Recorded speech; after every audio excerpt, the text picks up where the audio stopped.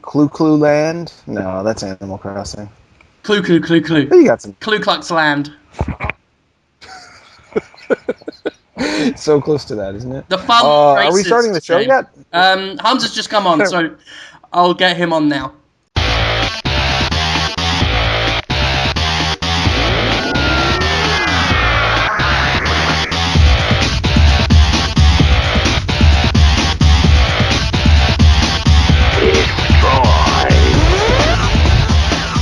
Are you there, Hamza? I am here. I am he! I have arrived.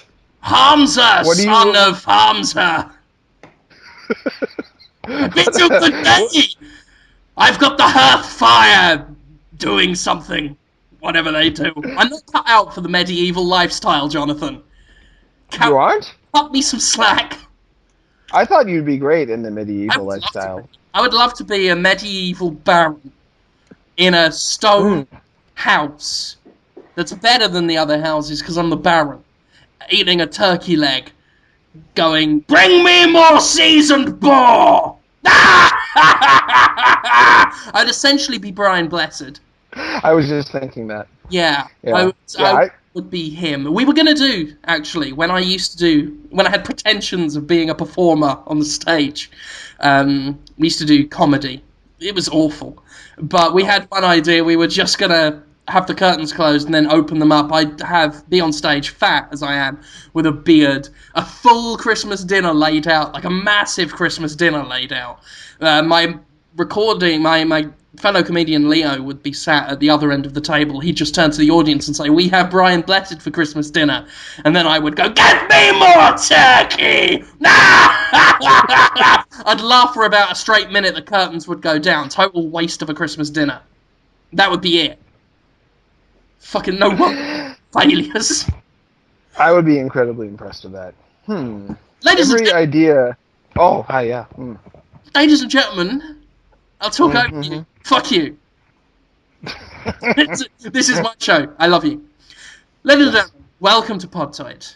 I am Jim Sterling, your humble host, the man who does things on the internet. And I am joined by three lovely lads, three dandy boys.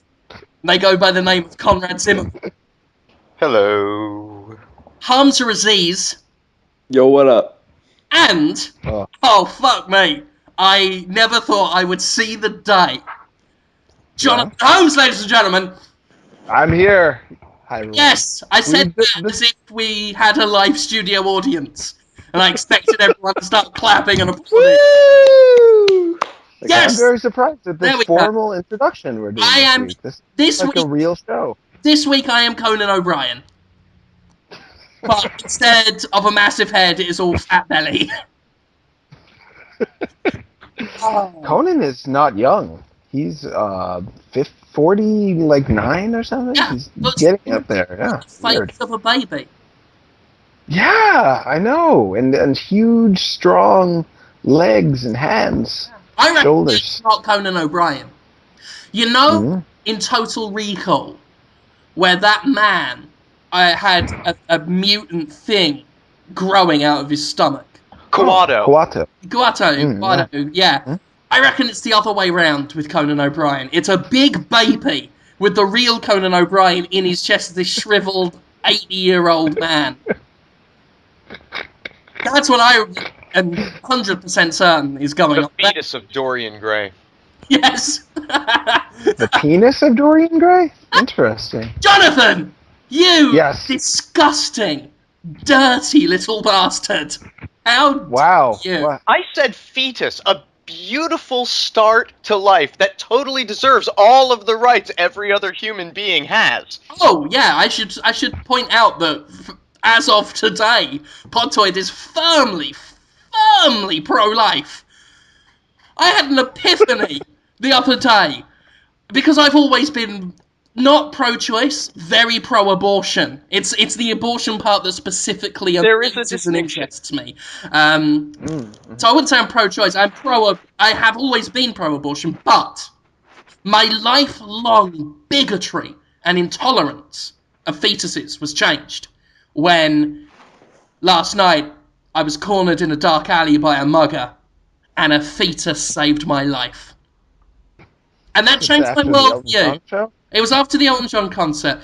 To be fair, it was a back alley abortion that a young 16-year-old Christian girl had just had, and the mugger slipped on it. But without the beauty of fetuses, I wouldn't be here today.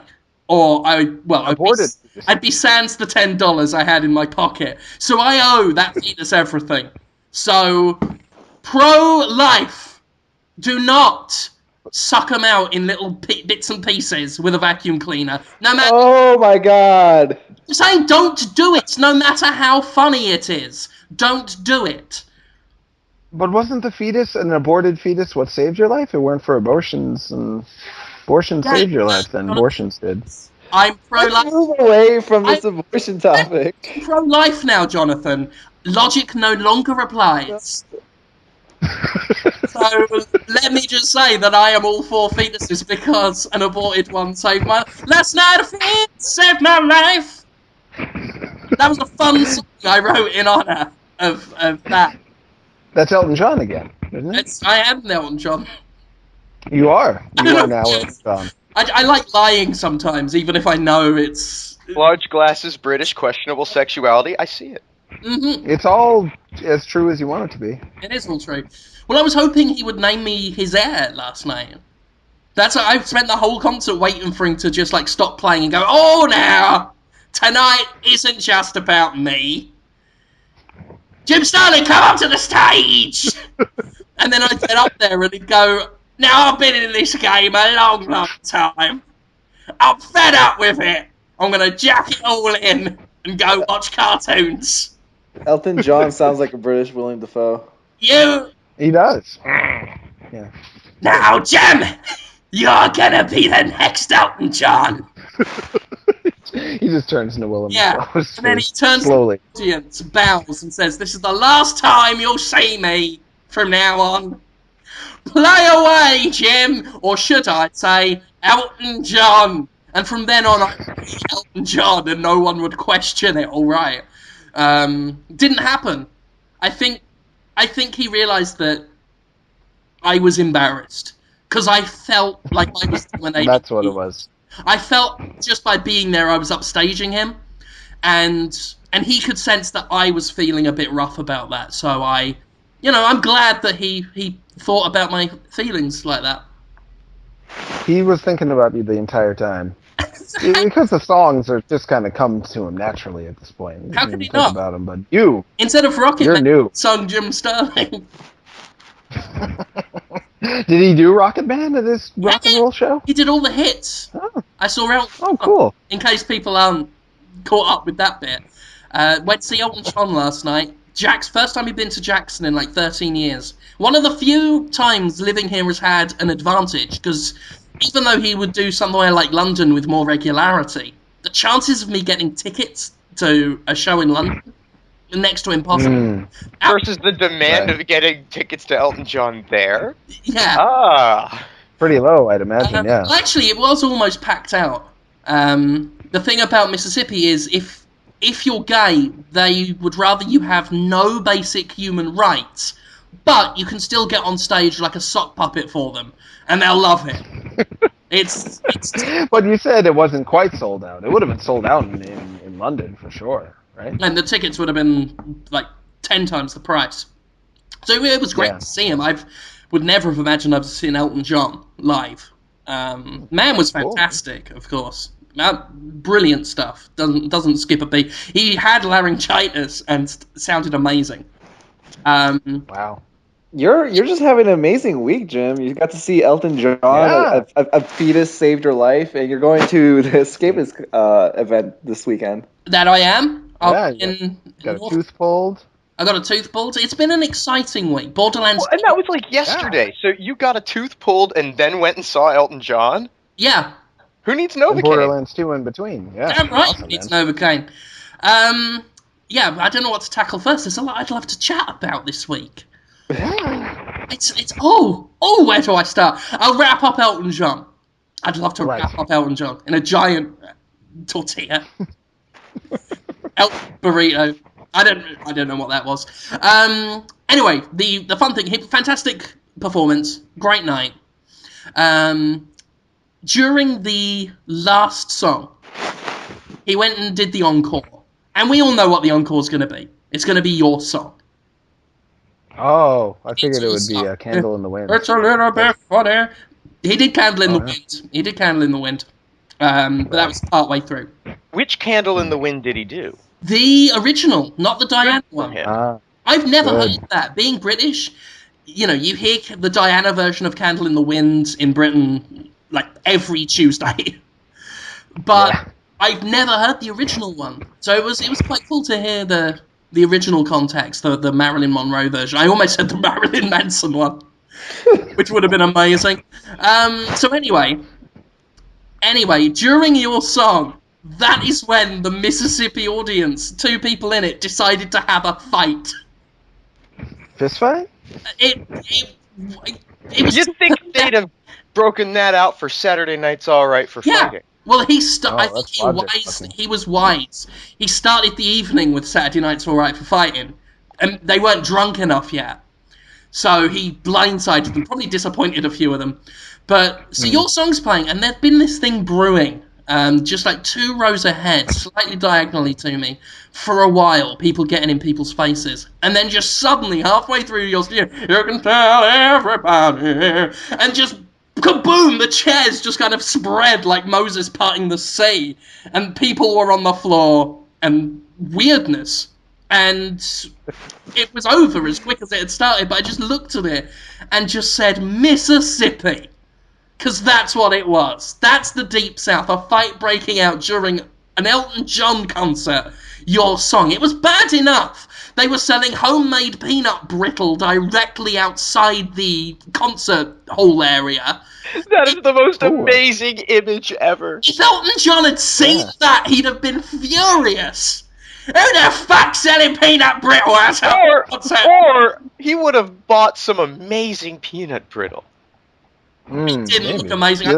I couldn't tell the difference between the peanut brittle and the face of the 80-year-old man selling it. Well, you don't know what's in it. If a man just gives you a thing he made, then, oh, eat this, guy. That's. But there's almost certainly love. I mean, or poison. I come from London. I've gone to shows in London. Even the shitty venues, which to be fair, as a poor person in London, they're where I went. Even the shitty venues had some manner of official decorum about them. You wouldn't get an old man who's just made his own stall and he's selling peanut brittle at an Elton John concert. You wouldn't get that for an amateur dramatics performance of an Inspector Calls.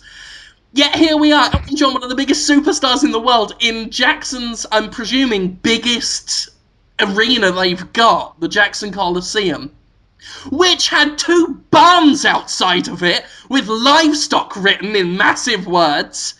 I was embarrassed. I was embarrassed that I don't, come from here. I don't know how any of those hideous troglodytes that made up that audience didn't go with paper bags over their heads out of shame. They probably think they're doing it right. Yeah, but never forget, guys. What? I forgot. Never forget what? That's fine. That was a fun, such a fun joke. Anyway, I don't want to just dominate this podcast. Why not? Well, I do. Do it. I do, but I will say that so I look humble. Right. What I'm going to do instead is ask people what they've been doing, and then I'll pretend I care. So, what have you been doing? I've been playing Mark of the Ninja and Super Hexagon this past week. Both have been really, really cool, really fun games. I reviewed Super Hexagon. 10 out of 10 in a week. It's giving me kittens. Giving me heart attacks. Although that might just be all the Pepsi. What? Nothing. One guy. What? Why did you interrupt me? You just said you wanted to give it to the others. I said you want to be humble. I said I wanted to pretend to give it to the others. We're back on me now. All right. Yeah, let's hear what you got to say, Jim. What are you going to say this time? Yeah. Please don't. What gave you kittens? What? I didn't hear that part. What gave you kittens? Don't worry about it. Hamza, all gags aside, tell us about Super Hexagon. That game pisses me the fuck off. No, I don't want to talk anymore. Oh, Hamza. That's not how you do it. Are you really going to be a pouty Pettigrew? That's not what people want in their podcast, to love Destructoid and love us. You gotta make them love us, Hamza. Tell us about the Hexagon. Okay. Super Hexagon, it's really fun. It's really infuriating, but it's also really addictive. It's a really simple puzzle game for the iOS, and it's coming out for PC, Mac, and Android later. But I mean, basically, you're just controlling like this little triangle. And you just have to like maneuver around in a clockwise position to avoid these incoming blocks and shapes and geometric patterns. It's very simple. The way I described it, the way I describe it to people who I've talked to about it, it's like if you've ever played Tempest. You know how in Tempest you're looking down a well and you're sort of operating on the vertices of these polygon shapes that you're working your way down into. This is just the inverse. You're climbing out of the middle of that, and walls are coming down all around you, and you have to find the open space to work your way up. Now, what is it about the game that keeps you playing even though you die constantly? Why do you think you feel compelled to try again, even though it's so discouraging to die all the time, I assume? Well, for me, it's the fact that I often accidentally tap the iPad in frustration and it starts the next game. Oh, so and then it's got you. Right. Well, it's the fluidity of that. It reminds me of Super Meat Boy in a way. In Super Meat Boy, you die a ton. But the second you die, there's another Meat Boy. Straight away, and it's like, what are you going to do? Turn it off like a prick? No, they've just told you to try again. They've literally slapped you in the face with their cock and said, "You do it again! You do it again!" And then you do it again. It's very much like that. It's like, as soon as you hear that fucking woman go, "Game over," you tap it and you're straight back in. It's very quick, very fast. Games literally last seconds. But because it takes less than that to get back in, you don't really feel like you're not making progress, which sounds weird. You're basically treading water, but it's done with such elegance and fluidity that you just keep trying and trying and trying until eventually you realize if you do one more game, you will crack the iPad across your knee. Well, it's that, and you might, your eyes might like bleed. Yeah, there is from constantly playing it, because it will. I don't know about you guys, but it definitely does give me a headache. Not really a headache, but it just definitely starts to like agitate my eyes and my head after a while. Yeah. But after a while, there's a bit of eye strain there. But the thing I like about it is that like your eyes eventually adjust to it. Like when you start playing, you're focused on your little triangle really heavily. But once you become familiar with it, you sort of zoom back and take in the full scope and actually see the patterns. It's really awesome. It's very much like a camera, like switching on blurry and then kind of focusing. And then you suddenly, like, you hit it and then you're in the zone. I'm shit at it. I don't know why I'm talking as if I get it. I am dreadful. I don't know how people have gotten to fucking 20 seconds yet, let alone 70. There's a pissing contest between the Podtoid editors right now. I think Conrad and Tony are the two guys who are most... Tony's got like 5 seconds on me right now. I think I'm probably done. I put the iPad, it's not even my iPad, thank God, and I put it on the other side of the apartment where I can't see it and be tempted. So once you get into that zone, is it easier? I'm trying to figure out why when you play again, you feel like, oh, this time I'll do better. There's got to be something. It's one of those games where you can just suddenly, for one round, get in the zone. You're just suddenly, oh wow, I'm fucking doing it, this is great, I'm dancing! And then suddenly, game over, you fucking... and then you're like, well, fuck it, I'll do it again! And there seem to be like tiered barriers to it too. Like for a while I was struggling to get past 12, 13 seconds, but then I would start to consistently get 20 and 30 second rounds, and now like every 5th round or so I get 60 seconds, and that's when everything just goes completely batshit crazy, and you know, you have to get accustomed to it all over again. So yeah, that's after a while awesome. You sort of settle in. Yeah, and part of that has to do with the patterns you have to maneuver to.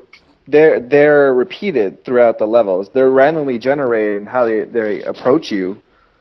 But once you like start getting into a certain pattern, you recognize that you've done this before a bunch of times, and you know what to expect, and you can get out of it a lot easier. And it's just very subtle ways that encourages you. And overall, I think it's the fact that it's so simple. I mean, it's just a game where you have to avoid obstacles.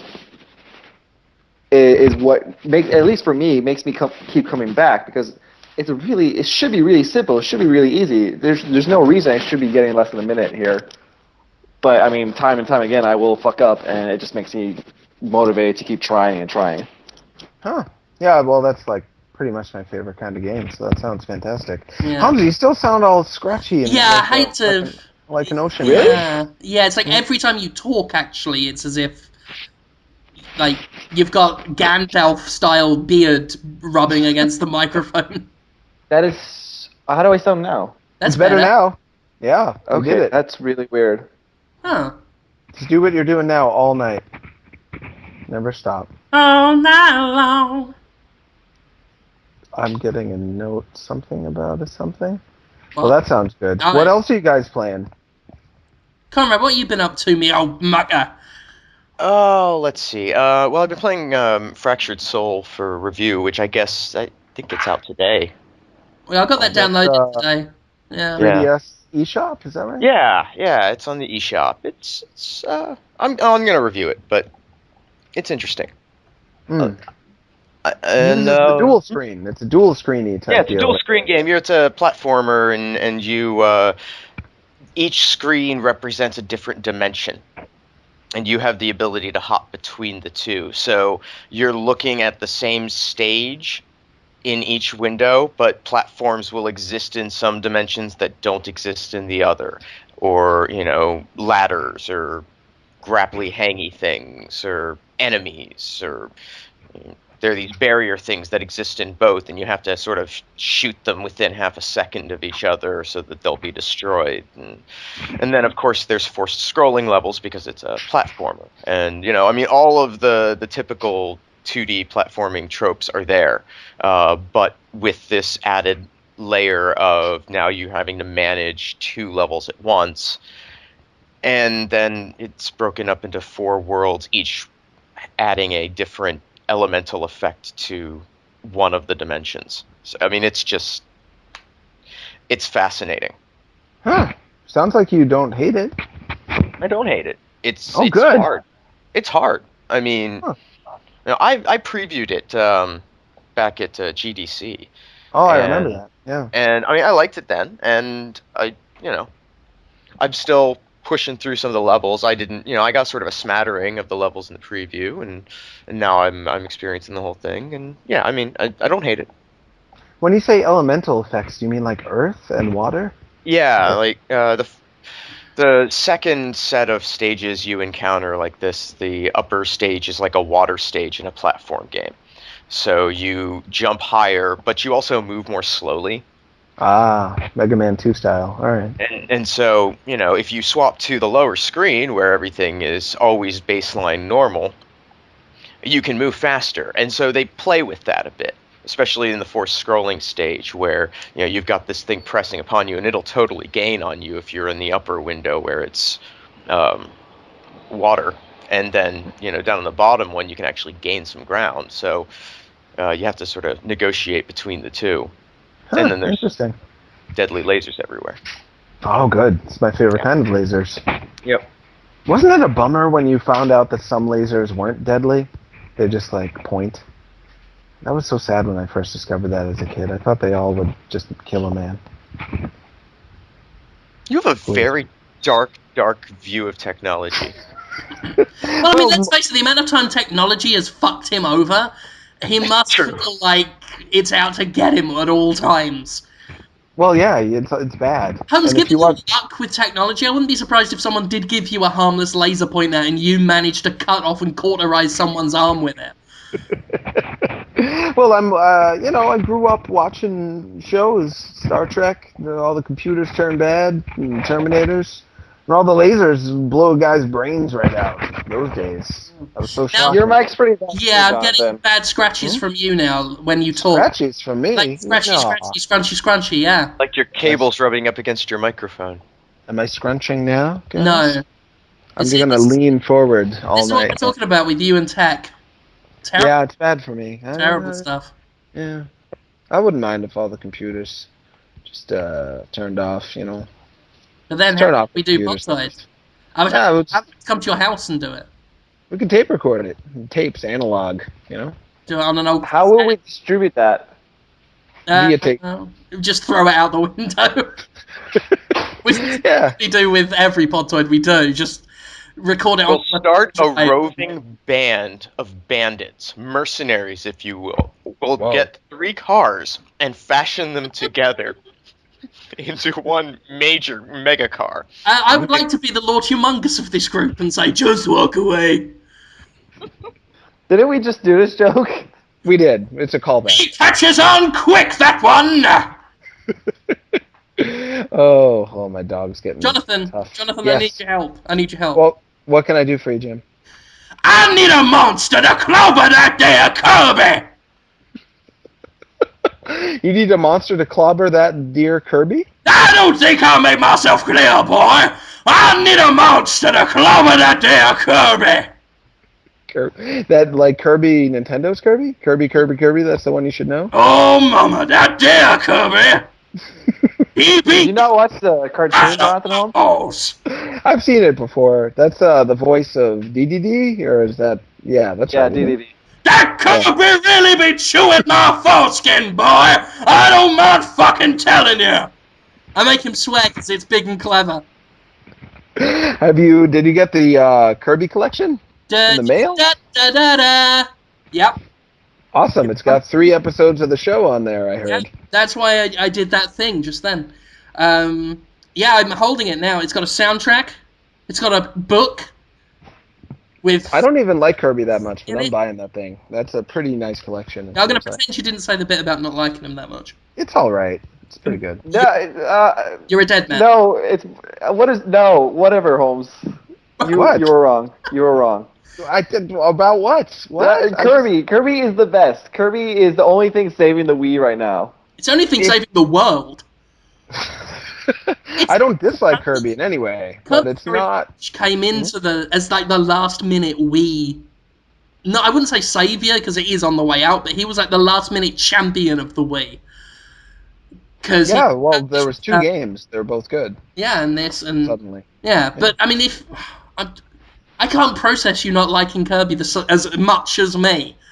That infuriates me, because I like Kirby a lot, and the idea that someone else in the world doesn't like Kirby a lot upsets me, and it makes me want to clobber that there Kirby! I've been upsetting my family doing that all the time. Just all the time. Just, I need a monster to clobber that there Kirby! A monster to... I give me Kirby! I give me the monster! What does he need a monster to come in to clobber that dear Kirby?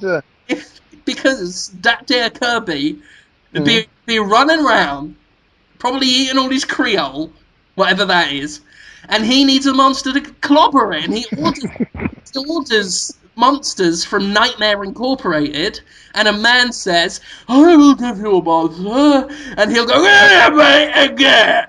And then Kirby runs around and goes, and he looks at it and goes, I get ready, and a monster goes, and some kids are like, and then Meta Knight goes, hey, le quanto bullfighting, and the Kirby goes, and then has his head on fire, and he goes, and the monster goes, and King Dedede goes, and then a snail goes, and then the credits roll, and he goes, right back at you, Kirby is over there, Jonathan Holmes, get your anus out. And that's every episode of Kirby Right Back At You summed up. There's hundreds of episodes I've heard, or at least over 100. And they are all that. I should be watching that show. I've been missing out. Yeah. It's great. The games never are bad, but it's from a design perspective, they're a little slow paced. It doesn't require that much precision. You just kind of eat guys and get powers, and then just kind of use them. And I'm kind of like, it's good, but it doesn't. It's not like a concentrated punch in the face like some like Super Hexagon or Super Meat Boy or even the old Mega Mans and Marios might be. That's why I never really got into it. It was like, this is a pretty good game, but it doesn't hit me hard, you know.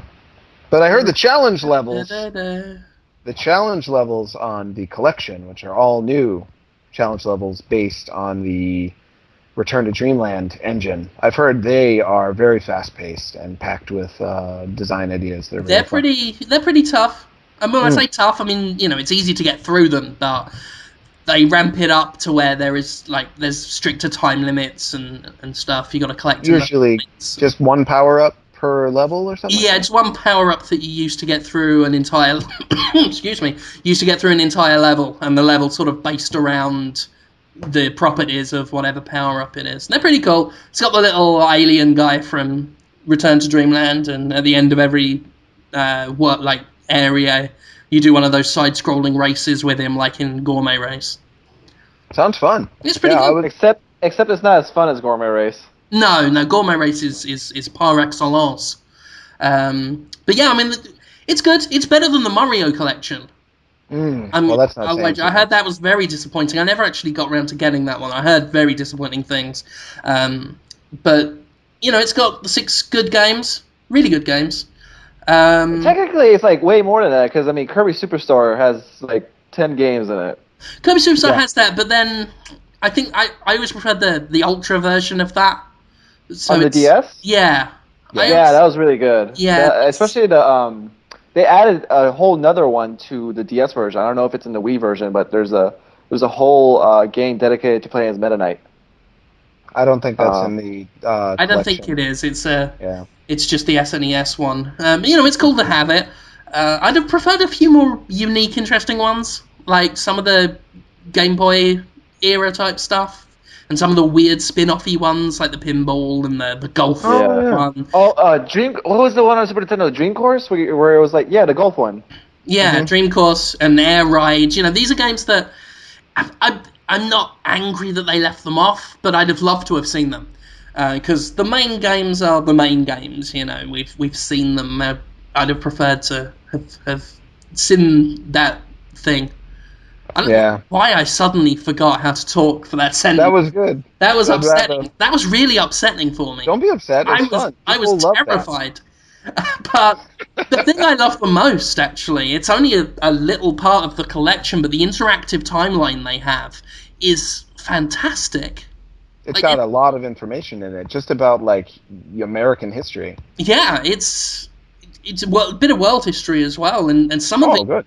Because Kirby started right at my childhood, and it started with like the timeline starts mentioning the Barcelona World Olympics, which I just consistently remember from my childhood. Mostly because me and my brother, instead of Barcelona, we called it Fartalona, and would jump in my grandmother's hallway, just making fart noises. Because we were sophisticated children. So happy memories of Barcelona and Fartalona. And then, you know, they mentioned Bill Clinton becoming president. They mentioned when the world's population went from 6 billion to 7 billion. Just interesting little timeline facts between 1992, I think it was, 92 and 2013. So, yeah, fantastic little timeline. It's not a huge thing, but... You know, you make Kirby run along this little course with game titles and stuff, and you can suck up a game title and then look at the game. There's like a video for each game, like every game Kirby's done. Cool. With a little sample of music and information about each game, interactive box art you can look at. And they really put some love and care into this, which seems, again, like a fuckload more than they did for Mario. So we lost Hamza. We did. I'm just waiting to shut my fat mouth up, and then I'll get him back in. That was my way of getting you to shut your fat mouth. Thank you. Yeah. Thank you. The Kirby games on the Wii, Return to Dreamland and Epic Yarn, they brought in a whole new audience for Kirby who never, there weren't any Kirby games on the GameCube other than air ride that I recall anyway. So it's whole new generation that never heard of him before, and now they're all psyched to find out about his super history. And I love that it's done so well. The Kirby games? Yeah, they seem to have done really well, especially... I mean, Kirby has always been the fifth wheel, almost, of Nintendo products. But we've had Epic Yarn, Return to Dreamland This Collection, the Mass Attack on the DS. Amazing to see that kind of stuff coming out now. I love it. Yeah, the sales have been better than... Yeah? Oh, yes, also? Yeah, that's great and all, but then, look at Metroid, where Nintendo has done jack shit with that franchise since Other M. Well, I've said it so many times, I don't want to be boring, but I'll repeat it because you brought it up. Other M really mortified Nintendo, sales-wise, critical reception. I think that they lost their confidence in the franchise after that, and they're still trying to figure out how to bring it back in a way that will resonate with people instead of turn them into the laughingstock. The thing is, that makes no sense. The logic, and I'm not denying that what you said is true, it probably is, but the logic seems to follow, like, we did something that was totally unlike other Metroid games, and it failed. Now we're afraid to do things like other Metroid games. It's like, you'd think they'd go back to basics rather than be terrified to touch Metroid as a property. And it did so well on the GameCube, because, I mean, again, look at the parallel there. There's 3 Metroid Prime games and only 1 Kirby game on the GameCube. Mm-hmm. And the DS, not the GBA games, the Game Boy Advance games, were fucking amazing. Yeah. And then they really didn't do anything with it on the DS or anything since. They did, Hunters, which didn't do it. Yeah. Yeah, that was like the marquee. It was. I mean, I enjoyed the multiplayer a little bit. I try to be open-minded, but I was not excited. You know, little lumps of baby shit in a small carrier bag. Oh, I know those. Swung in the face of a dying old woman. That is better than when the DS launched. I was working at a Circuit City. And they had the display model there, and it had the Hunter's demo eventually. I don't know when that was. And so I played the demo quite a bit because I would be standing there in my department alone for hours on end. And it was fine as a demo. Yeah, it was like one long demo of the game. Yeah, well, yeah, but I knew that I never needed more than that demo, and when I did eventually buy a DS, I never bothered to pick up Hunters. But you know what they did great on the DS? The pinball. Oh, Metroid Pinball was awesome. Yeah, that was really good. It was based on Prime 1, and you fought a lot of the same bosses and a lot of the same music and stuff. It was really fun. But those games didn't sell a lot or gain a lot of critical reception, so I think Nintendo because they were mainstay Metroid games, or like anything similar to the GBA games. They're just spin-offs. Nor should they have. I mean, this was like the Sonic Spinball of the Metroid franchise. Don't get me wrong, Sonic Spinball is, in my opinion, the pinnacle of the Sonic franchise. It is pretty good. The music is particularly nice. But I totally understand why it doesn't, receive the same sort of attention from the hardcore, people who actually like Sonic the Hedgehog in any way, shape, or form. Which there are many. Man, That's a popular series still. Interesting stuff.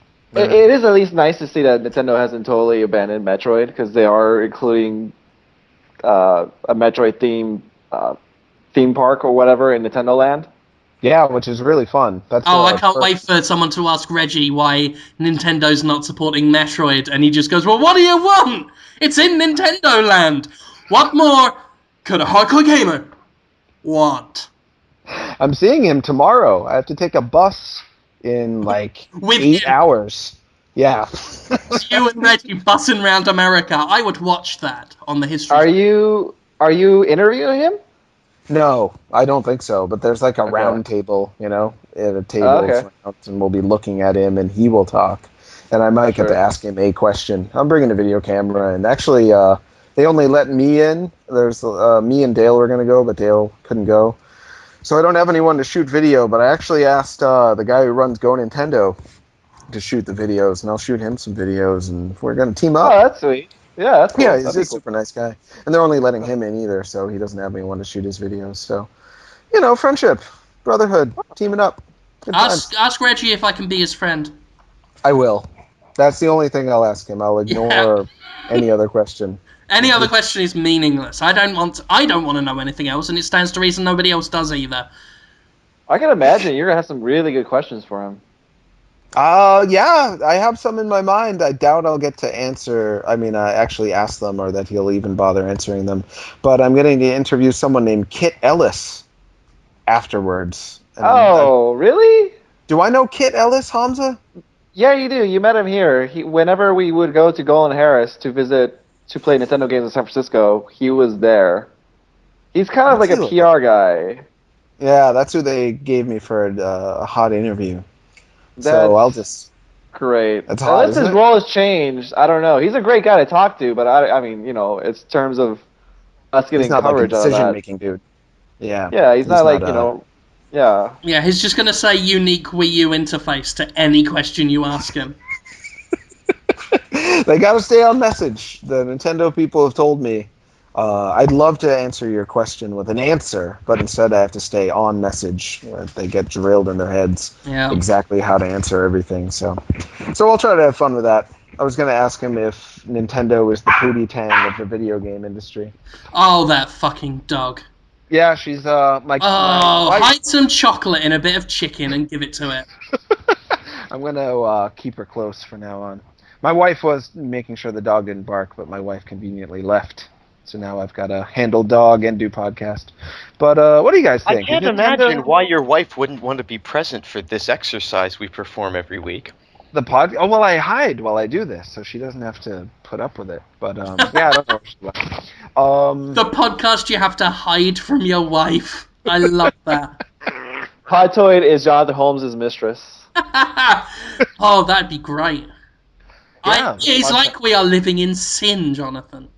That's a change. It's like I'm your bit on the side. It's like you kiss your wife goodnight at night and say, "Good night, my wife. I will leave the house for a minute," like that, and then some music will play.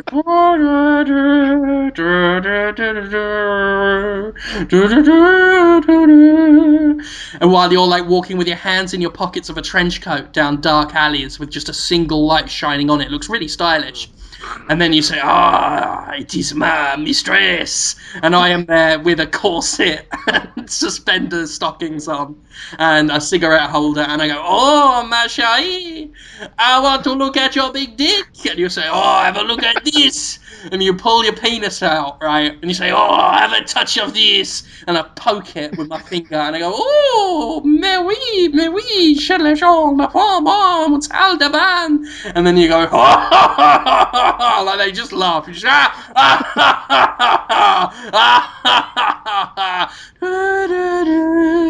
and then you go back to your house with your wife not knowing of the seedy thing you did with your lover. That was my sex I had? Yes! Just talking in French and we should do that. Penis folks. Yeah, we should do that from now on. We should do that. Because it's not an affair. Because we're not actually having sex. But it's the thrill of having an affair. Without anything immoral going on. You just need a hat and a trench coat, and then I'll get the girly bits and the cigarette holder, and then just every night we just poke each other on the penis, going, "Oh, la poisson dans la rue, j'ai perdu mon petit pois," like that, while Conrad has saxophone music on a boombox. Is it epic sex? Yeah, and I would like Hamza to be sat in an alley with a dirty coat and an accordion, a broken accordion, and he's just, "Have you got any change? They're closed the steel mill, and I have nowhere to work." And then you throw him a penny and go, "Here's for your poverty, old man." He's not old. Hamza's like 15 or something, right? How old are you again, Hamza? 15? Yeah, he's a child bride. If he's 15, this podcast is technically exploitation of a minor. It upsets me enough when children tell me they listen to this. You know, they're not 3-year-olds, but youngsters, young teenagers, young impressionable chillins listening to this, and the occasional 10-year-old who winds up at our panel. Oh yeah, how that? Yeah, I never even asked a lot about how that. Why did it? Is there a 10-year-old listening to this? Yes. Oh no. Oh, the internet. One that was listening to the Podtoid animation, or watching it rather, at our panel. Wonderful. Wonderful. Did he like it? Was it he or she? And did they like it? He seemed to be unfazed by it, but who knows? Maybe in 10 years he'll have to, he'll have some psychological scars that surface, and he goes on a killing spree in France, killing people, killing hobos with accordions. Is he unfazed by it is really, I mean, we should put that in quotes on a poster for the show. 10-year-olds are unfazed by it. Yeah. We promise not to phase your children. But kids, if you are listening, magic marker pens. They'll let you buy as many as you want. Tell them it's for a school project. But you can sniff them and it's awesome. Wow. I'm just putting that out there. Just putting a service out there. No, kids no, you shouldn't do that, kids. Can sniff magic markers. If they want. Damage, if they want, I'm pro-choice. I'm pro... We're pro-life now. I span on a dime like Mitt Romney. Oh, there's some scathing political satire, ladies and gentlemen. Aren't you fucking excited? Fuck. Now, break the pens open and put them in a paper bag and just sort of, cinch it off about halfway down, shake it up real good. Oh, no, Conrad, no. That's what break the pens. Break the pens into small pieces and get a lighter and melt it all down. No, and then stick it in the needle and then suck it up into the needle and then just put it. And make sure you listen to the Velvet Underground and Nico while you do it. It's an album with a banana on the cover, a fun child's banana. Listen to that and do everything it tells you to do on that. And just do everything Lou Reed's ever done in his life. Read about his life and see how successful he is. That's Lou Reed. We all know who he is. Do everything he did. Do a lot of drugs and have sex with David Bowie. Oh, he did that? Probably. Yeah. They wrote some tunes together. They wrote some sex tunes together with their dicks and their bums. Wow, really? 10-year-old just heard you say that. Just picture 20 10-year-olds just staring at you, Jim, while you're saying all of these things and taking notes. He seems pretty sweet and innocent too, if I dare say. I mean, just hold on. I've nearly finished thinking about 20 10-year-olds looking at me. Continue. Wow. What? That's I love it because that kind of joke is suitable for 10-year-olds. Not with their parents watching, but it's the kind of thing they do laugh at. I realise I can amuse children just by saying piss. And they're like the easiest audience in the world. And that's what we should do when we do our stand-up comedy tour to primary schools, elementary schools. We just stand on stage and shout piss until the principal escorts us off the premises. We would be an underground sensation? Is that what would happen? Yeah. I'm just filled with fear. It'd be an under arrest sensation. Yeah, I suddenly feel like I am hurting children right now. The show is just gonna make a kid do a crime or something. With the content on this show, we could be accused of distributing porn to minors. Yeah, but we don't seek minors out. We don't put it in their hands. Right. I don't think I've ever put anything in a child's hands. Neither have I. No. Are you sure? Yes. If you have anything, we're gonna have an amnesty. If you've done it, say it now. We'll say no more about it. And then I've never put anything in a child's hands. No. Anything of yours? No, nothing at all. Okay, don't do it again. Define child, and what's the statute of limitations? Wow. Why are we just the worst? We just became the worst people. We're normally just bad. Inspire us, John Holmes. You just inspire us. It's my fault? How did I make that? The worst! I love that question. That's my new favourite question. And there's no answer for it. There's no reason for the things we do, Jonathan, in life. We're just unchained spirits. Jonathan, we're just three people putting podcasts, essentially making like dirty passes at kids. It's pretty bad. But so far so good. Also, yeah, I should stress this. I only ever do this podcast assuming adults watch it, listen to it. Right. Sure. If children listen to it, it's Jonathan Holmes' fault. Because Jonathan Holmes, I mean, he looks in many ways like a tweenie. Send your complaint emails to Jonathan@destructed.com. I mean, he looks like one of the characters from Yo Gabba Gabba. Children are attracted to that. Children find Jonathan Holmes very attractive, and in that way, it's not Holmes' fault per se. The kids make the move.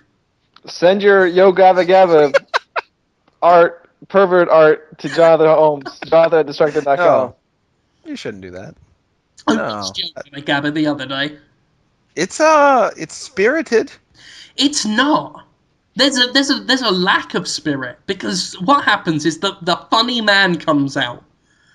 He's got like these small boxed universes with these creatures that he puts in, and then it's like, eat your food, and then the creatures will repeat phrases of just, gonna eat my food, here is an apple, gonna eat my food, here is an apple, gonna eat my food, here is an apple. And then it's like, no, it's time to put it in the trash. And they're like, putting away trash, it's really fun. Putting away trash is it's very Orwellian. It's very tyrannical kind of stuff. This guy has made this world where he is God.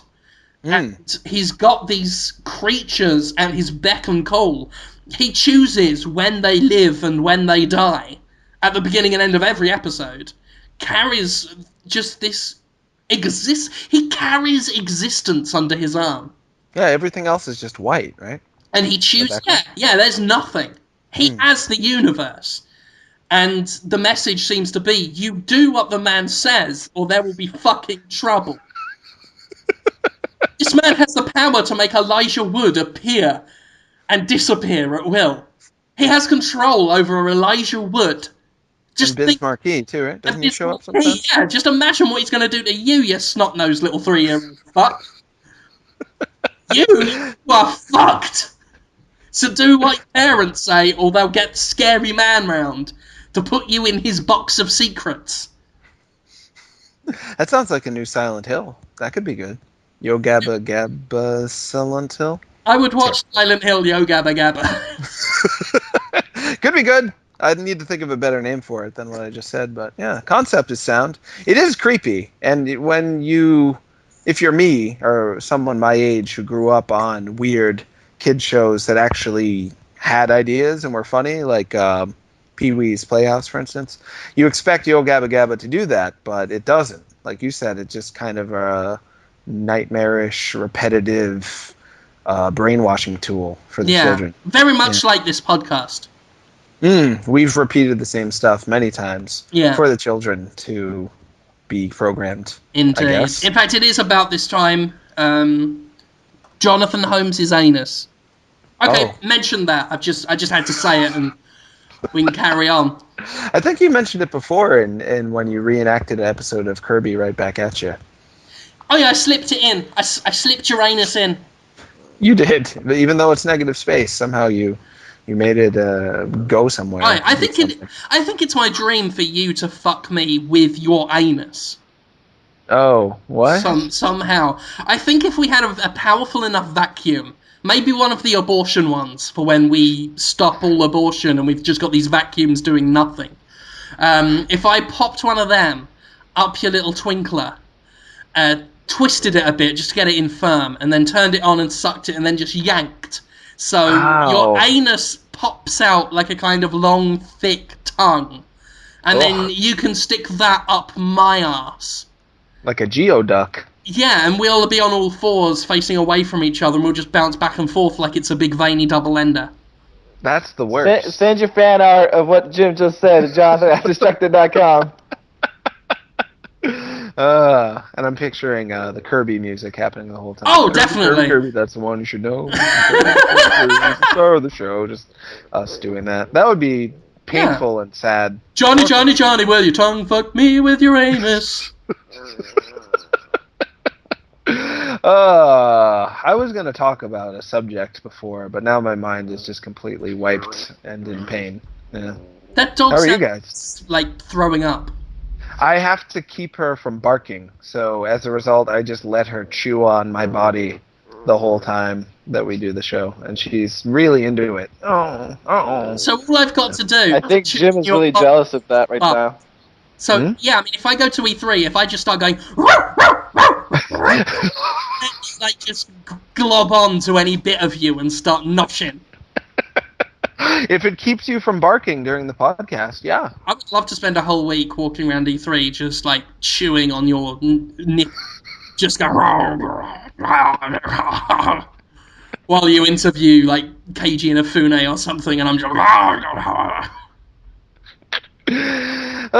You want to talk about the video games? There's something in there. Speaking of Keiji Inafune, he's got a new game. Isn't it, what, Ninjas vs. Zombies or something? Zombie thing. Yeah, Zombies it looks really and badass. robots. Yeah, it's like got a budget behind it. Prior to this, he didn't have any money when he was doing his startup company, but it seems like he's got some backers now. That's good. What is it called again, though? I just read about it today. It's Zombies and something else. Not ninjas, not pirates. Robots? Zombie do it. Zombie do it. Zombie have a friend. That's not what it's called. I hope it comes out here. Some of my favorite zombie games of late, like Love Zombie, which was a DS game where you herd zombies and command them to do stuff, Pikmin style. Never came out here, even though it clearly is awesome. I was sad. So not all the Japanese zombie games make it to the side of the Yaiba. It's called Yaiba, Zombies and Ninjas. Zombies and Ninjas. I was right about that. Wow. It's kind of pandering, isn't it? Just like things Americans like from 1990s. Zombies, ninjas, pirates. Maybe will be next. Who knows? But if the game's fun, I don't care. Do it. Do it, Inafune. I want to see what you got. Maybe let's do it. It looks interesting. What about Fuse? Huh? Tell me about it. What about What's Fuse? What's Fuse? Hansa can tell you more than me. He previewed Fuse. This was originally called Overstrike. Insomniac, the Ratchet and Clank guys, did this. It looked fantastic when it was announced in 2011.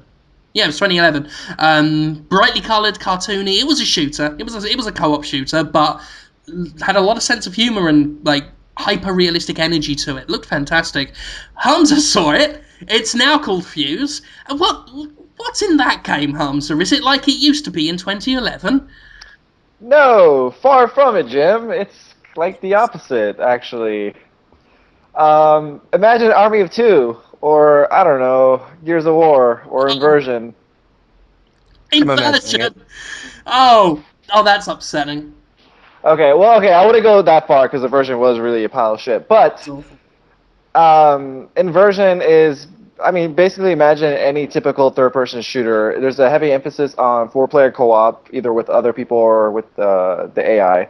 And the other hook of the game is the fuse element, which is like this alien substance that the government has harnessed and weaponized. So each of the four main playable characters has one unique fuse power weapon. So one of the girls, I forget her name, but she has this gun that will coat enemies and trigger singularities, which basically means like it creates wormholes on their bodies and sucks them into the wormhole, completely like evaporating them.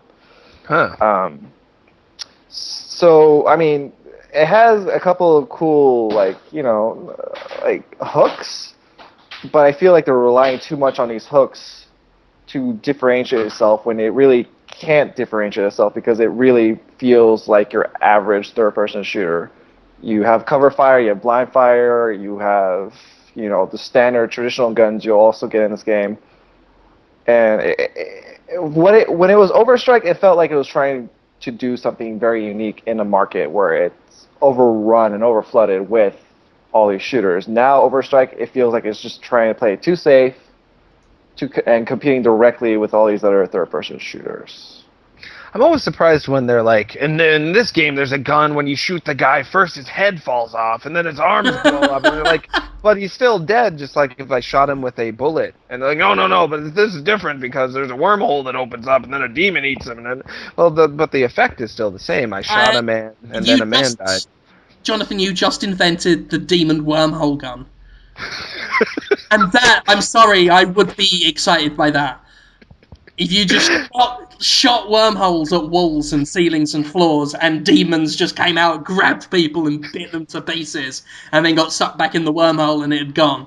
That would be fantastic. That's a new video game. You just need to... Sure. I mean, it is, it just kills someone, but it's all about the effect. I mean, you couldn't have any game where...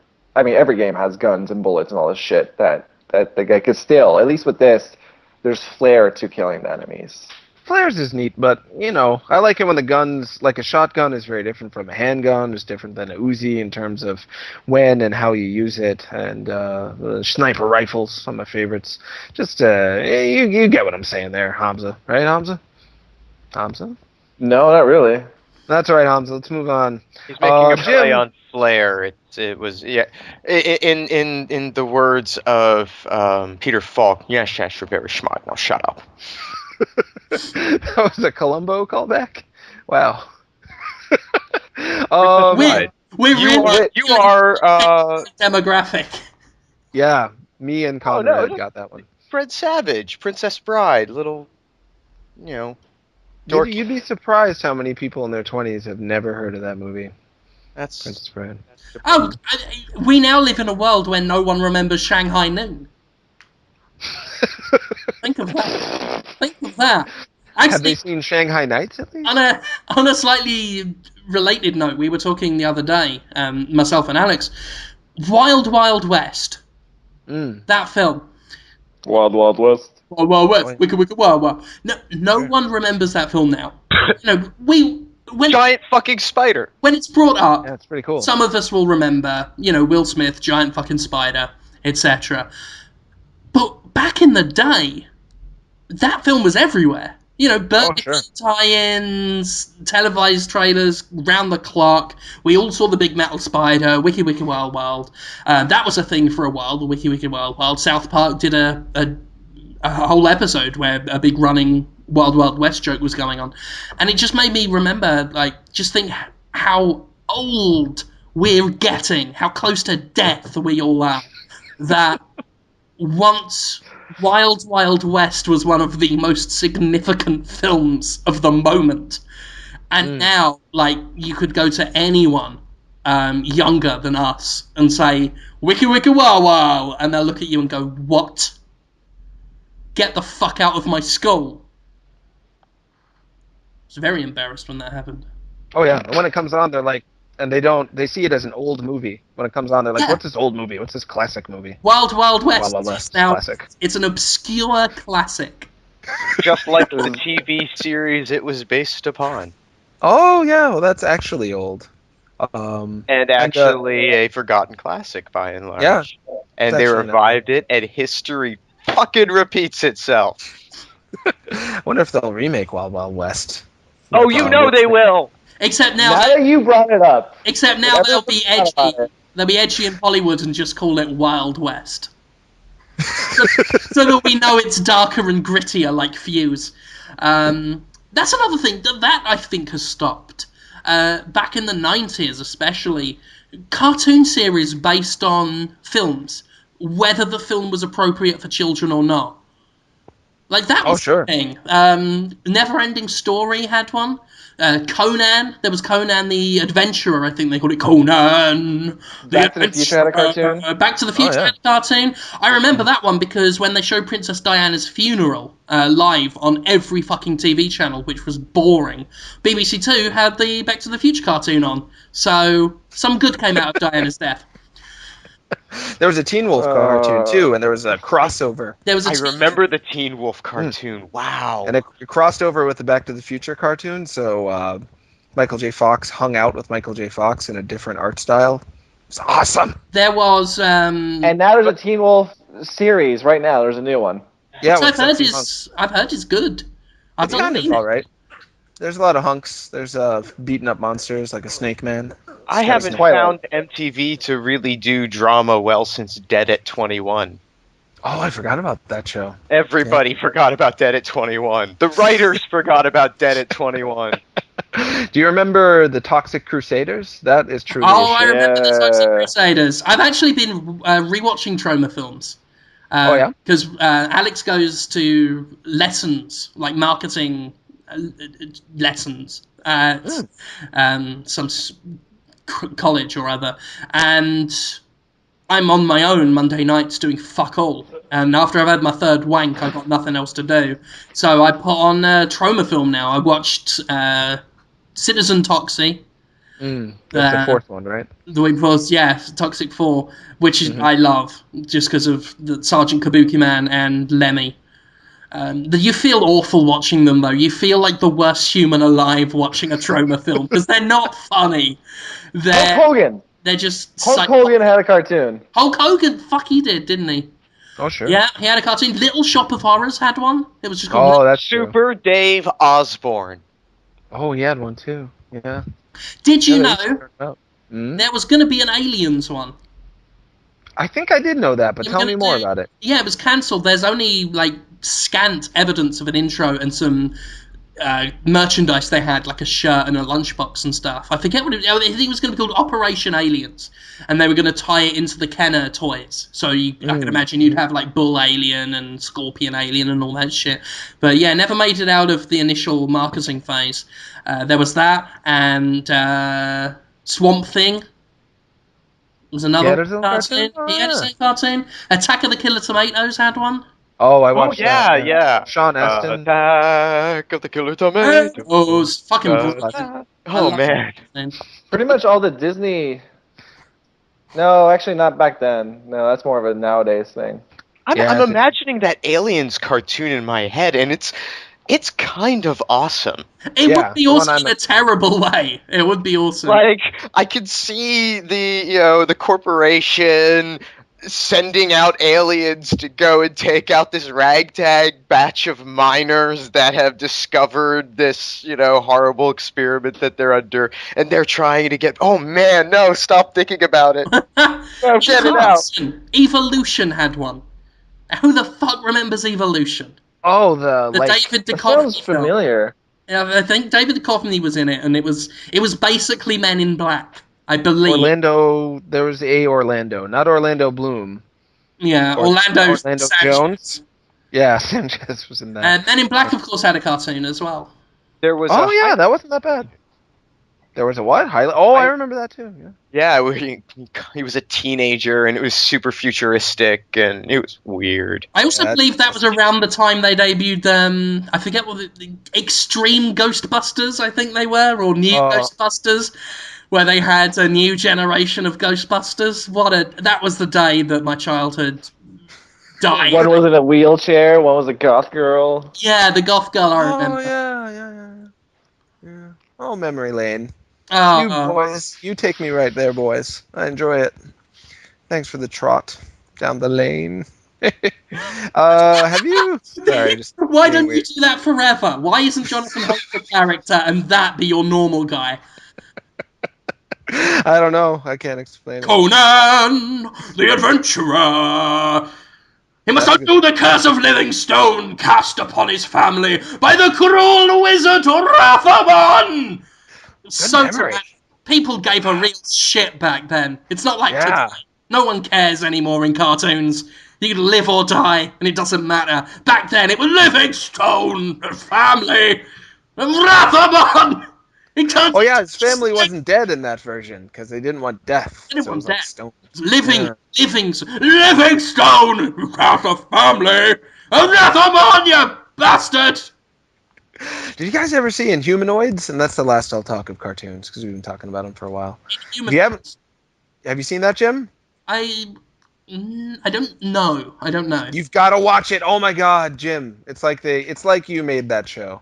It's like if you were bored and a little tired, and you had to write a cartoon show. This is what would come out of it. I mean, it's not like your best work, but it's basically there's just evil monsters that will kill people, and then just some guys that are supposed to fight them that aren't very good, and that's the show. So there's the devil.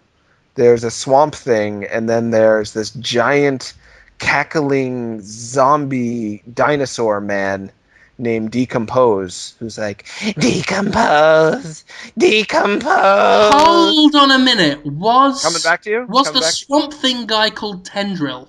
Yep. I never saw the cartoon. I had a sticker book. And I got all of my information from Inhumanoids from this sticker book. I never even knew it was a cartoon. Actually, I think I got an inkling it was a cartoon, but I just remember Tendril, and I remember some weird thing that looked like it was made out of clay that ran very fast. And the only thing I remember was the thing in the book saying he was more than a match for someone, because that's where I learned the phrase "more than a match for." Which is the worst anecdote ever, but no, I enjoyed it. That's life. There. That's the life of a child, the innocent life of a child, like the ones we're ruining with this podcast. Well, hopefully they'll all go watch Inhumanoids and feel better, because it is terrifying. Like kids, it shouldn't have been made for kids. There's zombies. There's a zombie outbreak in it that's legitimately terrifying, and a devil gets married to the Statue of Liberty in this surreal moment, and she's like a crabby old housewife that demands that he. It's weird. Yeah, watch it. I just realized you guys we're reminiscing about cartoons that you guys for sure saw, but I really didn't grow up with them. I was more of a early '90s guy, and you're just. Oh yeah, you were watching. I only watched the stuff you're talking about. Well, the thing is, I was bored, or they weren't showing my cartoons at the time. I don't. You guys are old. How old are you, Hamza? Because I didn't think we were too far apart. I'm 27. We should be around the same. I'm 28. So you should have seen this stuff, because I mean, most of the '90s cartoons were reruns from the '80s. Most of the cartoons I remember were '90s, or at least shown heavily in the '90s. The Police Academy cartoon. Oh my God! Ugh. I think just blocked out, because I remember mostly just Disney cartoons and whatever was on Cartoon Network or Nickelodeon actually. That's where the better stuff was. Invader Zim and all that stuff. That's way later, but was it really? Yeah, Invader Zim is a late edition. That's in the 2000s. Oh, it's all a blur for an old man like me. Podtoid, your cartoon discussion podcast. Destructoid.com. Listen to some failed old men remember days when they had hope. That's about right. Yeah. When do you want me to do the questions? It's not questions time yet, is it? Let's do it now, because I actually do have to run and get ready, because I'm leaving on a jet plane. Are you? Oh, for the thingy. Yeah, the escapist thing. Yeah, I'm doing that this weekend. I'm so tired. I couldn't. I had to do it, and like I said, I didn't do PAX, but I wasn't going to do anything. But this was already prearranged, so not that I want to be rude and say I don't want to be here, but Borderlands is on my desk. Why do you hate your friends? Why do you hate your fans? You have all fans, and you dish them a PAX. Because they're disgusting. And now you're going to some small convention. Escapists. You're a major player in the escapist world. Aren't you? Mostly with my balls. Heyo. It's relatively. It's weird because it's a whole different audience from Destructoid. There is some bleed over to the point where I uploaded a video to Destructoid's YouTube channel. I did the unboxing of Darksiders 2, and there were comments of is that Jim Sterling from The Escapist? And I'm like, I've uploaded 10 dozen videos to this fucking channel. People are retards. That's what the internet has taught me. That everyone. What do teenagers say now, guys? I just found out about YOLO.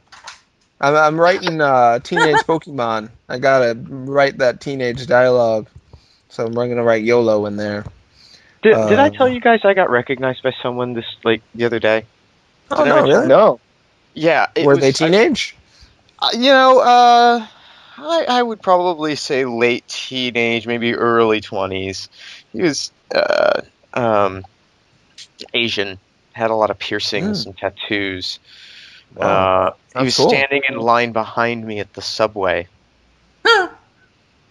And he knew you from Destructoid? From Destructoid. It's 2:30 in the morning. And I'm at the 24-hour subway. And it's the bar's let out at 2 here, and I live right on a bar row. And there's a 24-hour subway some blocks down the road, and middle of the night, there's really nowhere else to go. I go to Subway and I get a sandwich, and there were like 12 people in the line.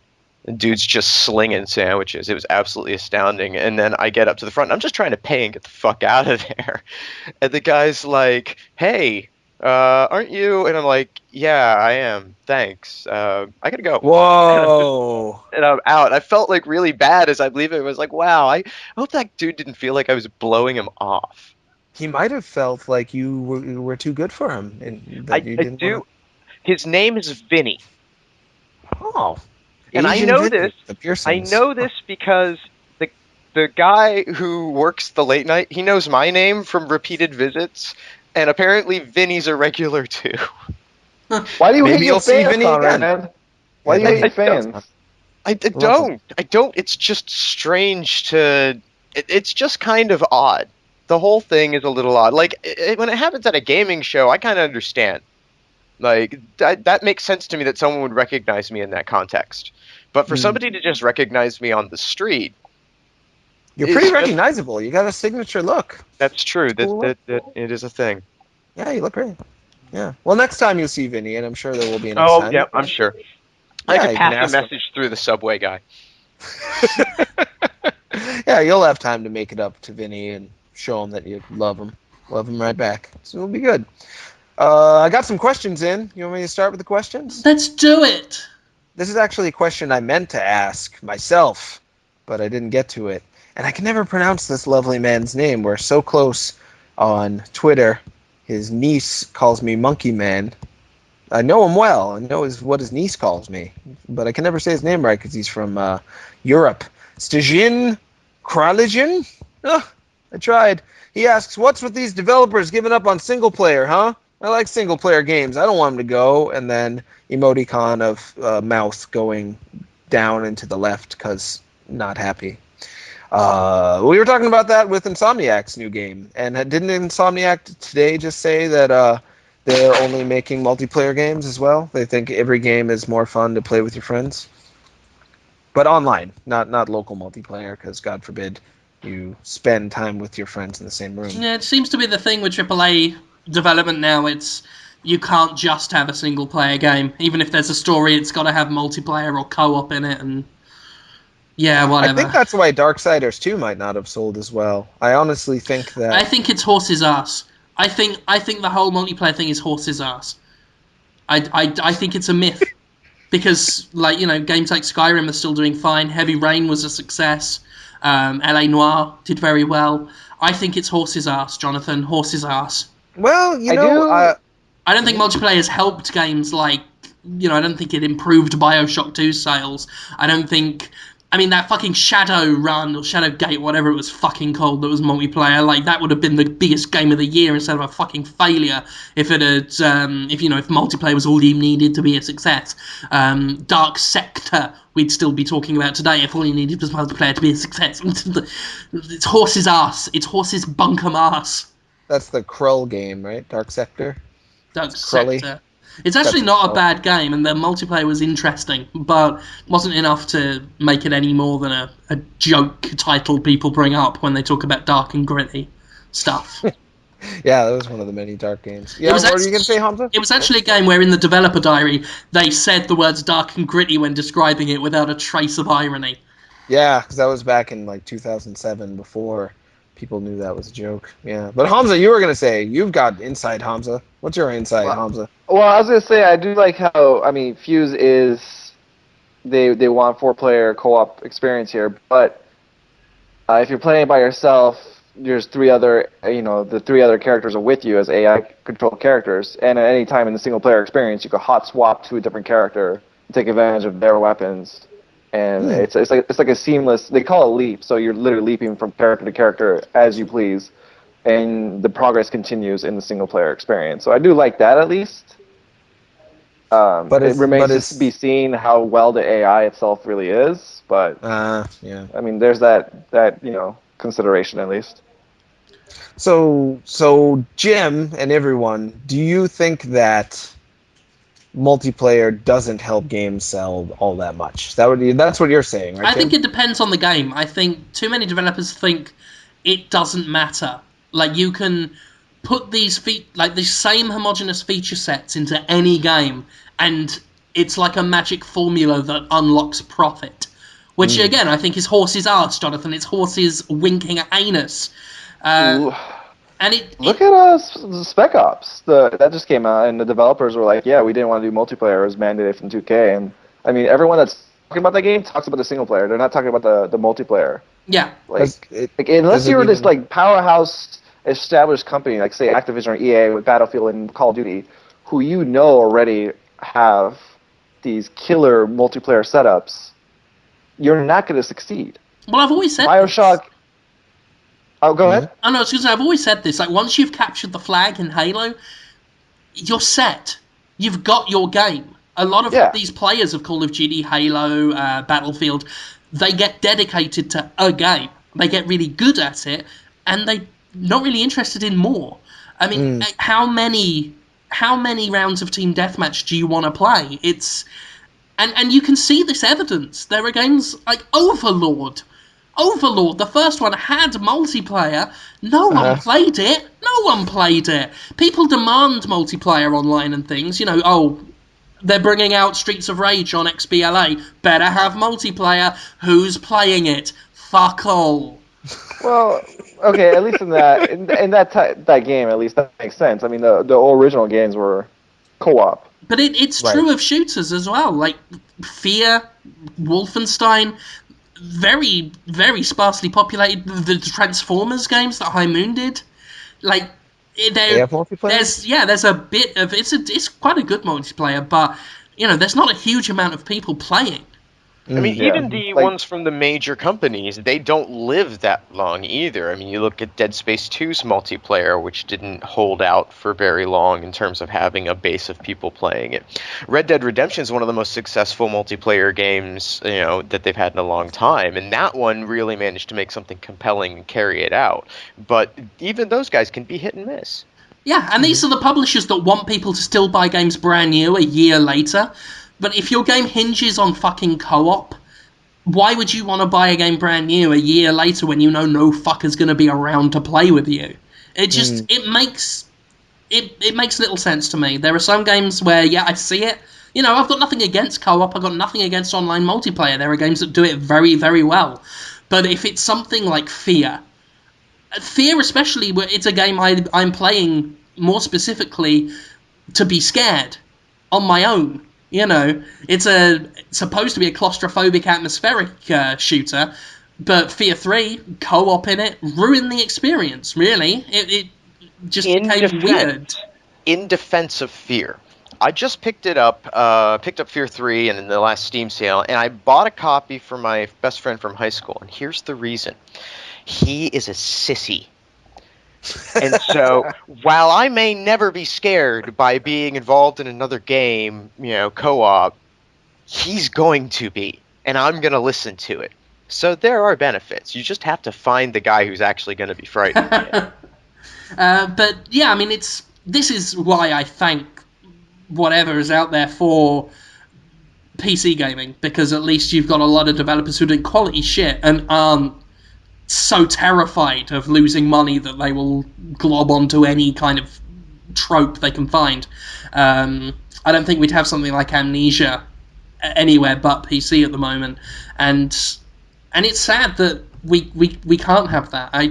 Especially in horror games, but you got this guy from Insomniac, Ted Price, saying, "Oh, in my opinion, it's often more fun to play with friends," and it speaks of this mentality where it doesn't matter what the game is, it doesn't matter what the context is, it's always gonna be successful to just throw in an established successful feature. Well, that's not always true. Amnesia would be ruined if you played it with a friend. I think it would ruin it. I've played games like role-playing games with a focus on story that's co-op, and I get people insulting me, sending me messages on Xbox Live, furious because I'm watching the cutscenes. And that's not a good experience for me. It's not a good experience if I'm playing a horror game and there's someone with words floating above their head and they're jumping up and down around me. It's... Well, cooperative, multiplayer in an online context, like, it has to be opt-in. I can't just have my game open and let anybody walk in, because you're asking for your game to be ruined at that point. Mm-hmm. But then, by the other token, you then have to synchronize your session with someone else and work to a schedule and arrange play dates, and I'm like, fuck off. I want to play games where it's convenient for me, not somebody else. Yeah, so I just won't play it multiplayer, and I just don't buy those games. And there's so many games out there. Like, I can't get upset that anybody's not making the thing that I want them to, because somebody is. I'm only sad when... But it's a dwindling list, I fear. Of games? Well, we'll see. But I'm only sad when games I used to like change, because they're not making... No one else is making games that are like the old Resident Evils used to be. And that's, that series is more or less changed into something totally different now. I've been hearing nothing but bad things about Resident Evil 6. I'm playing it right now, and I'm saying nothing. I can't yet. Yeah, I know you can't. Yeah, but like even with the stuff I played, it's just been like, this is horrible. This is not what Resident Evil should be about. Yeah, I'm not. No, thank you. Yeah, I'm not. I'll buy it eventually. Yeah. I'll buy it based on preview code that I can talk about. I'm talking about the preview bit. I can say that even by action standards, it's not something I'd be into.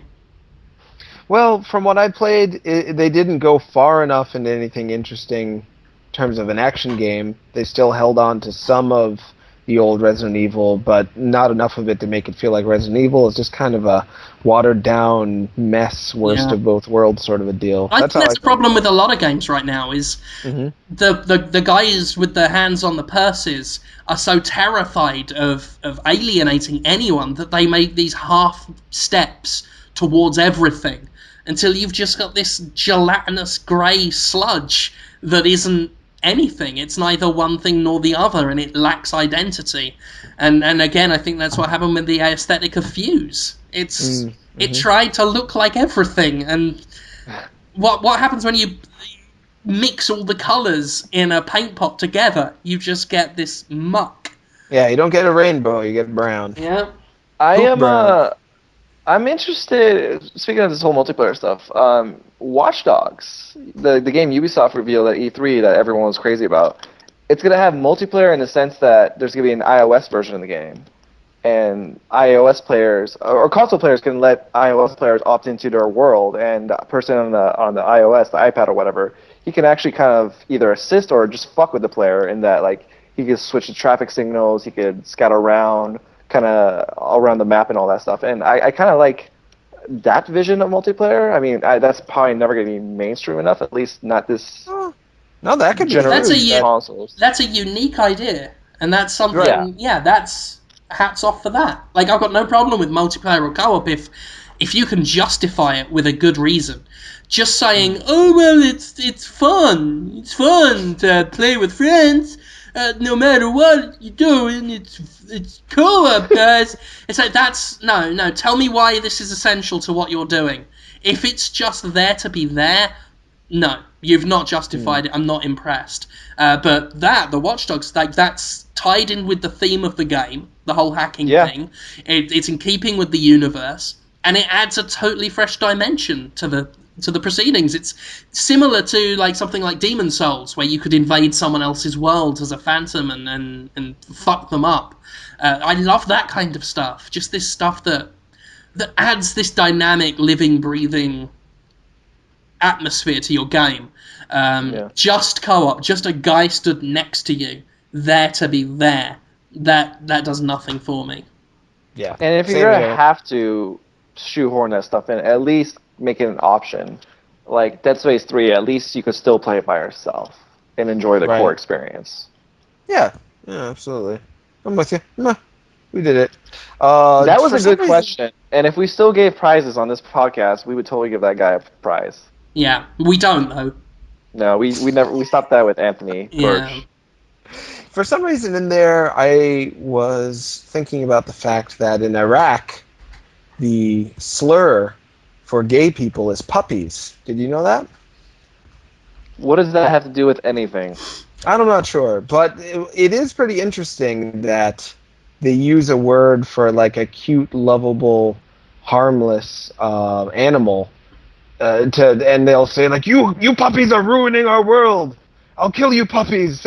Like, aren't there some cultures in sort of the Middle East where dogs are considered unclean animals? Or did I just say something racially offensive and ignorant? That was just a question. Oh, it's a minefield. Right. Yeah, you know what? I think you're kind of right. Culturally, I don't think we're not supposed to have pets.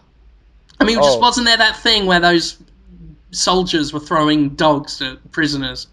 Ruining their day. Or you could have pets just be in the house. Some shit like that. Anyway, that's a fact for you guys to know. I'll do another question. That was a great...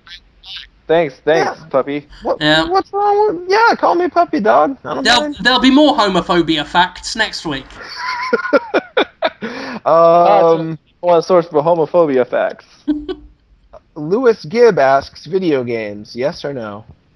No. Yes. Yeah, I think so. And Conrad, did you get in there yet? Did I get into what? I'm sorry? Well, video games, yes or no? I'm sorry, say that again? I can't understand you. Why am I so bad? I don't know. Video games is the question. Uh-huh. Your options for answer are yes or no. Okay, well, there's no... who, when, what, where... Yeah, I said why, yes. Or how. No. I said no. It's just video games, is the question. Yes. Because video games. Because video games. Yes. Or no. Just say yes, it's easier. I don't know that that's true, because then I'm affirming myself to something. You are, and you'll be. And I don't know what forever. exactly. I mean, I know it's video games, but like, is that a lifelong commitment? No, it's not. It's just right now. Is this legally binding? Like, am I entering into some sort of bizarre social contract? Am I getting married again? Because this is gonna be a problem. I gotta ask my wife. You're not getting married. You're just answering if right now, on this podcast, Destructoid Podcast, video games, yes or no? You can't answer it. No, I can't. Next question. All right, we got to move on. Let's make this the last one, because I've got to get running. That's so much pressure. Thomas Strong asks, if you could rename Destructoid as a property to anything you wanted, what would the site be dubbed from this point on? That's tough. Whale dildos. Whale dildos by Hamza Aziz, a website. That's what it would be called. I would call it Sugar Bears. Eat 'em up. That's a very inviting. Isn't that inviting? You're like, oh, Sugar Bears, I want to see what that is. And then it's video game news and you're disappointed. But Destructoid as a name, and Nero... Oh, I know what I call it. Polygon. We'll see how they do. They're interesting. Polygon. They are interesting guys, I think. What you got any ideas, Conrad? Yeah, no. I because we would have to like rebuild the brand all up from the ground up. No one would recognize it. I mean, the amount of work involved in relaunching it as Sugar Bears Eat 'Em Up would be, oh God. It wouldn't be if I could go back in time and when Destructoid first launched, because the Destructoid name, it's recognized now and means something on its own. Right, but that's because it was a simple name that's easily recognizable. Sugar Bears Eat 'Em Up would have a much harder road to success, I think, than Destructoid. You really think so? Oh, yes. I thought Sugar Bears was a good name. No, it's a horrible name. What is wrong with you? No, it's a fine name, except it's not a name for, I think that's appropriate for a video game publication, which you then, in fact, stated because you were going to bait and switch your readership. But then eventually, like Glitterberry. Glitterberry's a video game website that I like a lot. And now I just associate that with fun video game times. I think Sugar Bears can Right, but how long does I'm glad this was the last question. Yeah, this is a terrible question. It's a pretty good question. It's from Thomas Strong. I had to ask it. He's our animator. Anyway, everyone knows we're calling it Titty Boys anyway. See, there you go. Now that's what I'm talking about. That's marketable. Titty Boys. Tittyboys.com. It's a picture of boys milking each other's titties. Yeah, just like proper milking. I'll pose for the photo. Oh, God. Wow. Oh, I don't know what you're fucking reacting to. You're going to be the ones giving it a squeeze and giving a thumbs up to the camera, licking your lips. Hamza approved. Hamza loves Titty Boys. I think Thomas Strong asked us this question just so he could get us to say exactly this, and now he's going to animate it. He does like Titty Boys, I heard, which is cool. Who doesn't love Titty Boys? Nobody I know. Yeah. Only a freak. Take me to the Titty Boys. Oh, I didn't get to do my weird Willem Dafoe pitch dream. It's not good. It's quick. I woke up in the morning on Thursday last week and was just like, Joe Genius? Joe Genius. He's a little boy voiced by Willem Dafoe, just overdubbed Willem Dafoe's voice. The little boy is a genius. He runs his own gym, and everyone's so impressed with him. That's what he uses Genius for. He's got a big workout gym, and he asks everyone to rub their genitals with paper towels, and then he just humps them, just dry humps them on the table. Joe Genius. And they're like, Joe Genius, coming this fall on ABC. Joe Genius. I don't know why I thought of that. And he uses the total sum of his genius to operate a gym to... I mean, did he set up the gym specifically to get the towels, the dick towels? No one knows because he's a genius. And he likes vagina sweat, too. So, yeah, it's a weird... I didn't like the idea. It came to me. I didn't want it, but I had it. You know, it had me. It's more like it. Yeah, Joe Genius. Could be a good show. Thanks, guys. Yeah. Oh, God. I guess that's it. We better wrap up. Yeah, I think so. Oh, I had my tooth pulled. So weird. Oh, yeah. It's a weird feeling. Yeah. You feel around the socket there with your tongue? Little bit. Yeah, it's soft, huh? Just a little bit. Can't poke too much. Don't want to unplug it. No, that'd be painful. Oh, yeah. Yeah. Unplug it. There's something plugged in there. That's the blood clots and plugs it up. Oh, yeah. Those are important clots. You can't suck on a straw, or you. It said that specifically on the directions. It said, do not suck on a cigarette, a straw, or Jonathan Holmes. Because otherwise you'll get a dry socket. Good to know. Well, Jim, what do you have planned this week? What are you doing? You want to start? That's unconventional. Let's break convention. Yes. I've got a video up on The Escapist, as usual, as I do every Monday. Jimquisition, escapistmagazine.com. This one's called Anita Sarkeesian, the monster gamers created. And it's about how she was turned into a villain by gamers. And now they're unable to stop her. I thought it was an interesting little video. What else we got? Little Big Planet PS Vita review I did. That's on Destructoid.com right now. I liked it. Really, I love it. I was a bit let down. I still thought it was a good game, but Little Big Planet 2 let me down a little bit. But having it on the Vita, having it on a handheld it works so much better. The game was born to be a handheld game, so highly recommended. If you've got a Vita, I say get Little Big Planet. So yeah, that's that. I guess that's all it is. If you are in North Carolina this week, I will be at the North Carolina Durham Convention Center with the Escapist Expo. I'll be there. We'll have Movie Bob there. We'll have the guys from Loading Ready Run. We'll have Yahtzee there. I think that's mostly my job this week. Is I'm going to be on panels with Yahtzee, so it'll be an audience full of people who are there to see Yahtzee. So I will just sit there bitter in the corner because no one wants to look at me. So I think that's my weekend planned. If you're going, say hello. Look forward to seeing you there and say hello and buy you a sausage. Oh, that's nice of you. Yeah. What are you doing, Jonathan? Fuck. Not that much. Subhomes is on a temporary break because Conrad is going to Japan. Is that right, Conrad? Yep, I leave Sunday. Okay. Yeah, I didn't want to get that wrong. So I'm not doing as much. I hopefully will get some good information from this Nintendo event tomorrow. I have to go on a bus and now, 5-6 hours? Ugh, I'm not going to get to sleep at all. So that'll be fun, and I'm going to just try to do stuff on the site this week and this weekend instead of doing Subhomes. So look for some stuff. Try to do on Sunday. That'll be good. How about you guys? What are you doing, Conrad and Hamza? I'll go, I guess. Yeah. You said Conrad first. Well, yeah, he did. Fair enough. God. Such a God. Son of a bitch!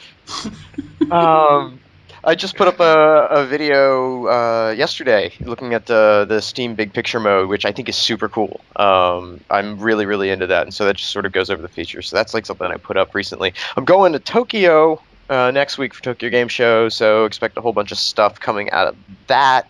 And I will, of course, not be here for Podtoid and Hangover and Subhomes and all that. So we're going to do one more Saturday morning Hangover, 10 a.m. Pacific, this coming Saturday at dtoid.tv. Come and see some really good indie games, actually, for a change on the Xbox Live Indie Games channel, because the Uprising, the Winter Uprising is, or Summer Uprising? Indies are all getting together and releasing their best crap, and there's some really cool stuff going up there. So tune in for that. Conrad, I hate to take over again, but I forgot to tell people that the last Zach Gage episode is up? Yeah, the Zach Gage episode is up. I don't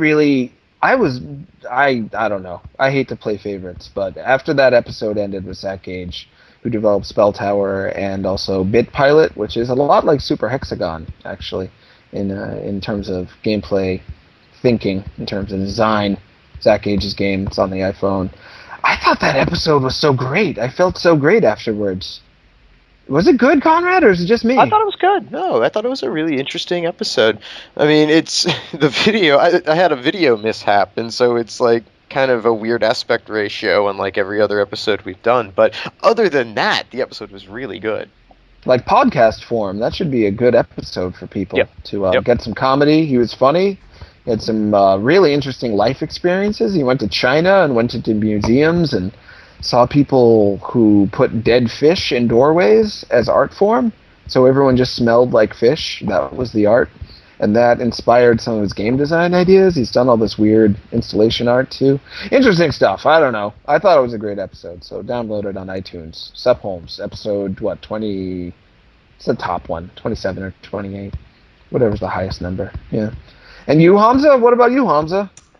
Well, it's actually going to be quite busy for me as well. I am going to Boston all of next week to see Assassin's Creed 3 and Assassin's Creed 3 Liberation for the Vita. You'll be spending some time. Hey, you know where I live, Hamza? I know you live there, and I'm going to be too busy, so deal with it. You're the best friend I've ever had. Not only do I live in the city that you're flying to, you could have had me just go to the event. I would have just gone. But you're like, no, I'll just go to the event. They offered to fly me out. I'm going to go. Sure. Yeah, and then when I'm there, like in the city, you'll be, and you're like, yeah, I'm going to be, you know. You don't even like Assassin's Creed? But I like you, Hamza. And you won't even spend time with me, Hamza.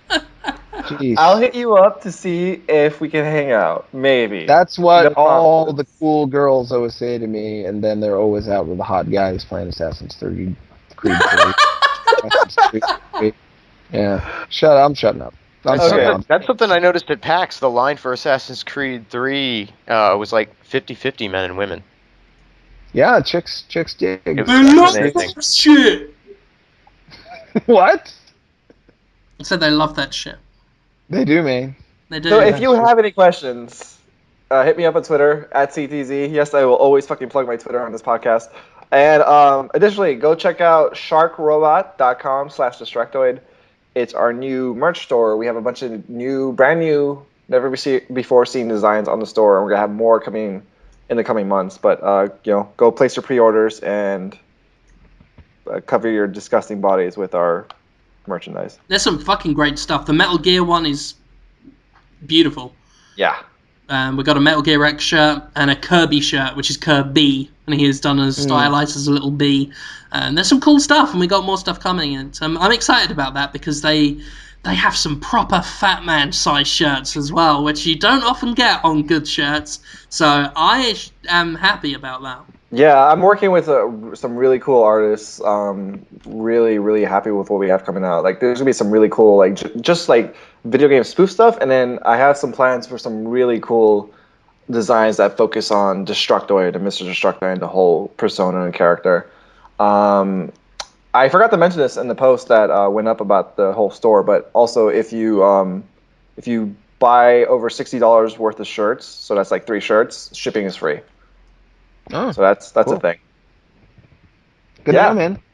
Yeah. And we should they should follow all of us on Twitter. You got @Conrad Zimmerman, you got @Jim Sterling, you got me @TronNuts. Check me out. Did you say Conrad Zimmerman? I did. You did? Oh, you just didn't say @CTZ, I don't think. No, well, I already said my own thing. I just wasn't listening. Hans is very good at looking out for himself. Yeah. Didn't need to help him with that. Just alone in Boston with his video games, won't even hang out with his old roommate. Oh yeah, that's right. That's right. We lived together. Oh yeah, I used to live with you. You used to make me eggs in the morning and ask me how my day went. Oh yeah, I guess you're okay. Right now. Bitter homes may be my favorite homes. No, thanks. Okay, ladies and gentlemen, thank you for listening to Podtoid. As always, are we going to be here next week? Me and Holmes will be around, so I guess me and Jonathan will do a two-man thing. So we'll have a double act next week. You should hit up Jordan or something too. Yeah, we can get Jordan. We can get someone on. We'll see. Since you're in Boston, Hamza, you can just come over to my house and do the show. That would be cool. I can make you eggs again, like I used to. I've learned how to make my own eggs without you, Jonathan, okay? I bet you are. I can live without you. So hurt. God damn. Whatever. Ladies and gentlemen, we will be back next week in some form or other. Apologies for the lateness of this one. As I said, I was having teeth yanked and shit like that. So, back to normal next week, but not teeth yanked by Elton John. Yeah, because he needed them. And as always, you can give us a nice review on iTunes if you want, or not. You know, it's up to you. You can buy an app that gets the podcast delivered direct to your phone. It's like $2. You can get it off Amazon. Don't get it anywhere else. And that's it.